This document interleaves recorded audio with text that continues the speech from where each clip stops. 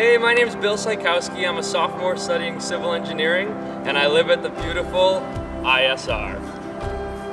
Hi, I'm Lindsay, and I'm a junior majoring in actuarial science, and I live in the six-pack. I'm Nick. I'm a psychology major, a junior, and I live in PAR. I'm Shannon Cahey. I graduated from the University of Illinois in 1992. And I am Kathy Enstrom Cahey, and I graduated in 1990. I'm Hazel Offner, and I belong to him. Well, I'm Dave Offner, and I have the distinction of being the first president of the first chapter of the InterVarsity Christian Fellowship at the University of Illinois.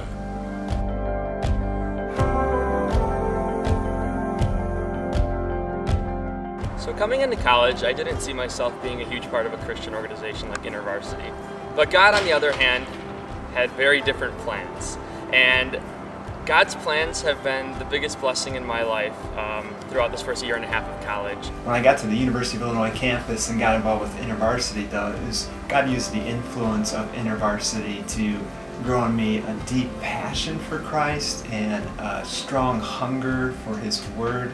His Word became not just something that happened in my life on Sundays or Sunday nights youth groups, but became a part of my everyday life. And it was InterVarsity's influence that helped me develop spiritual practices that God used in my life to keep growing me and molding and shaping me, which has been huge for me even to this day. I continue those spiritual practices to this day. God used InterVarsity to impact my faith by showing me that you can live on campus in a college community and in this environment as a Christian and actively impact other people with their faith. The InterVarsity impacted my life tremendously. In fact, to this day, I think there is a pink-covered love seat in the Illini Union where I received Christ. A staff member sat with me on that love seat and told me that Jesus Christ was alive. And I remember as vividly as though it happened yesterday, am I saying, "You mean he's alive? He's right here?" And she said, "Yes, he's alive, and he wants to be your Lord and Savior." And I accepted him right there. Don't know whether the pink love seat is still there or not. You might like to check sometime. But that's where it all began, and it was through InterVarsity. So I grew up in a Christian home, and I thought that I said and did all the right things, and I lived a pretty good life. And it wasn't until I came to InterVarsity that I realized just how sinful and broken I was. And as a result, I got to see God's love and His mercy so much more clearly. And I think that's what pushed me to desire to grow closer to Him, and also to desire to see other people grow closer to Him as well.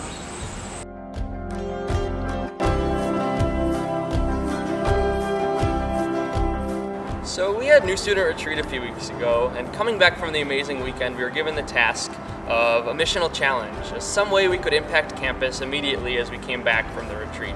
So a few of the new students and I baked some cookies the night before, and then the following day we set up a table outside of ISR, and we asked people if they would be willing to give us a prayer request, something going on in their life that we could pray for the following day. And in turn, we would give them a cookie if they wanted, or they could take a cookie either way. It wasn't really a big deal.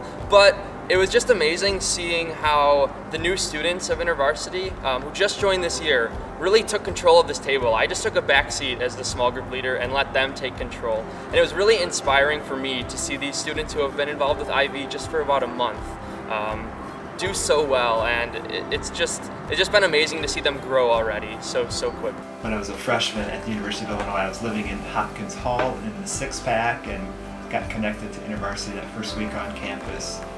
Got approached by an InterVarsity leader, invited to a small group, which I eagerly went to, and that first small group meeting met a whole bunch of people I'd never met before. We went around the circle and shared who we were, and one of those was a beautiful young woman named Kathy, who's now seated next to me. I remember a little bit farther back than Shannon does.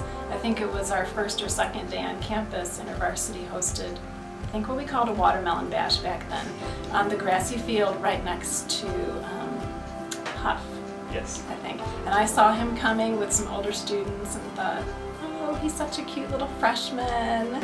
One of the most significant impacts in my life has probably been Soul Surf, because that really taught me that no matter who you are or what you know, you can still have an impact for God. And it doesn't really even matter on the environment either, because being in Panama City Beach for spring break, that was like the last spot in my head where I thought that I could make a difference or do anything for Christ down there. In 1946, the war had just ended and I had one more semester of undergraduate work in mechanical engineering before I graduated.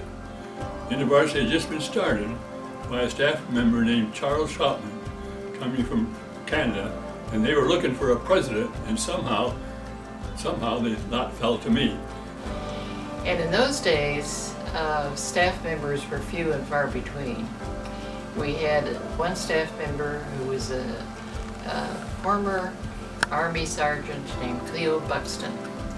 And Buck would come to the University of Illinois about every 5 weeks. And after I became a Christian, I had so many questions that I would make list after list. And when Buck came, he and I would sit there in the Illini Union, and he would patiently answer my questions. And I grew. The InterVarsity staff members and the speakers there were the main factors of my Christian growth. My sophomore year, I went to our new student retreat, and on the second night there was a call to commitment. I got to see so many people stand up to recommit their lives to Christ and also to live missionally on campus. And I remember in particular, there was one girl in my new student retreat small group who stood up to become a Christian for the first time, and her name was Mia. I'll never forget that moment, because in that moment I realized how worth it was to pursue God's mission on campus, and I wanted to see more and more of God's kingdom break into the brokenness of this campus and this world. I'm just really excited to continue being vocal with my faith, because it was something I used to be scared to do. Now it's something I'm really excited to do, and that's amazing.